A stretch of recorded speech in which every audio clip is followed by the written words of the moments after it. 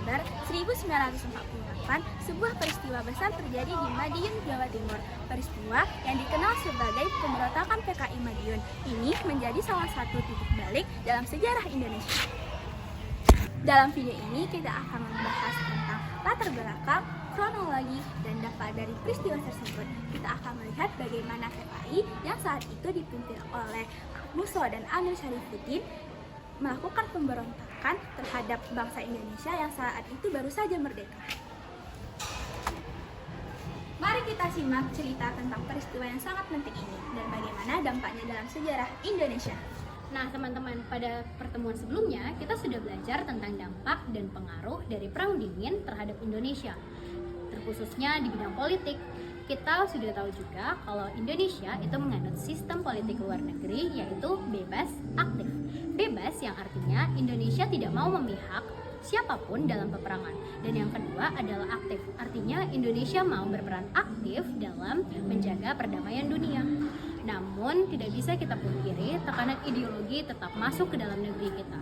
Tekanan ideologi inilah yang akan melatar belakangi pemberontakan di Indonesia, seperti PKI Madiun, G30 SPKI, Andi Ajis, dan banyak lagi. Nah, jadi kelompok kami akan membahas tentang PKI Madiun. Nah, cuman teman-teman udah tahu belum kalau PKI itu kepanjangan dari Partai Komunis Indonesia. Pada masa itu PKI Madiun dipimpin oleh seseorang yang bernama Musso. Dia baru pulang dari Uni Soviet dan membawa gagasan baru, yaitu Indonesia Baru. Namun gagasan itu tidak sejalan dengan kita karena gagasan itu berhaluan dengan komunis A, sama seperti Blok Timur. Nah, oleh karena itu terjadilah pemberontakan dari PKI Madiun. Pemberontakan dari PKI Madiun ini merupakan upaya mereka untuk menggulingkan pemerintahan Republik Indonesia dan menggantinya dengan sistem pemerintahan baru, yaitu sistem pemerintahan komunis sama seperti Blok Timur. Nah, teman-teman pasti mau tahu kan lanjutan cerita PKI Madiun? Simak dan tonton video ini dengan baik dan benar ya. Dadah! Latar belakang pemberontakan PKI Madiun yaitu ada 3. Yang pertama, jatuhnya Kabinet Amir Syarifuddin akibat persetujuan perjanjian Renville yang sangat merugikan Republik Indonesia. Pasca turunnya Amir Syarifuddin dari Perdana Menteri, ia kemudian mendirikan Front Demokrasi Rakyat yang bekerja sama dengan Partai Komunis Indonesia. Yang kedua, kedekatan Amir Syarifuddin dan Musso yang memiliki cita-cita menyebarkan ideologi komunisme. Yang ketiga, munculnya propaganda rekonstruksi dan rasionalisasi militer pada Kabinet Hatta yang mengembalikan 100 tentara menjadi rakyat biasa untuk menghemat biaya. Nah, jadi terdapat beberapa tujuan dari pemberontakan PKI Madiun. Yang pertama, untuk menggulingkan pemerintah Republik Indonesia yang sah. Yang kedua, untuk membentuk negara berbasis ideologi komunis. Dan yang ketiga, untuk mengganti atau mengubah dasar negara kita, yaitu Pancasila, menjadi komunis.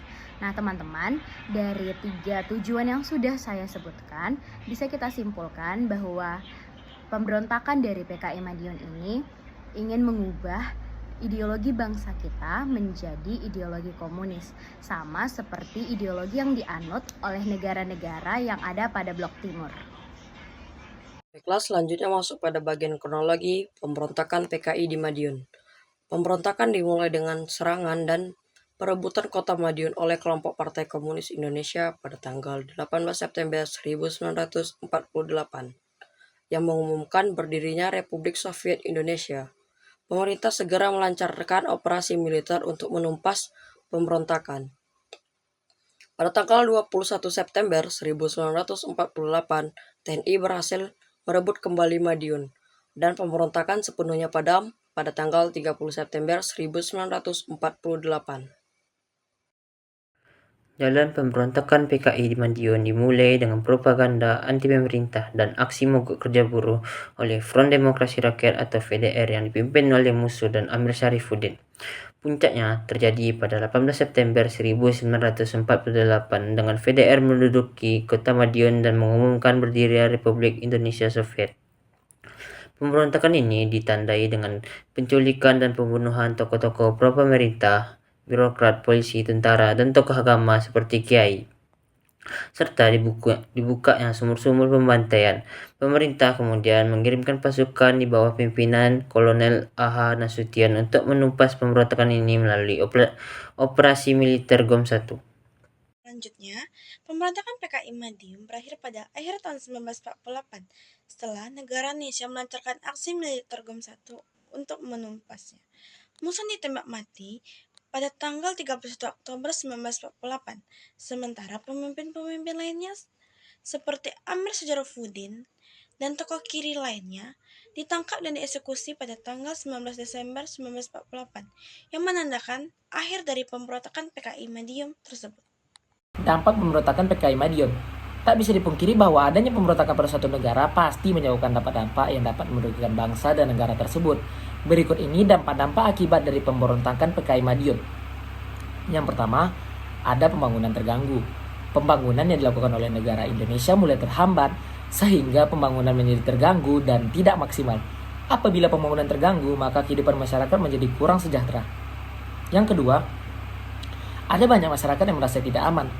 Adanya dokubu saat terjadinya pemberontakan PKI Madiun membuat masyarakat menjadi merasa cemas dan merasa tidak aman, terutama bagi mereka yang tinggal di dekat Madiun.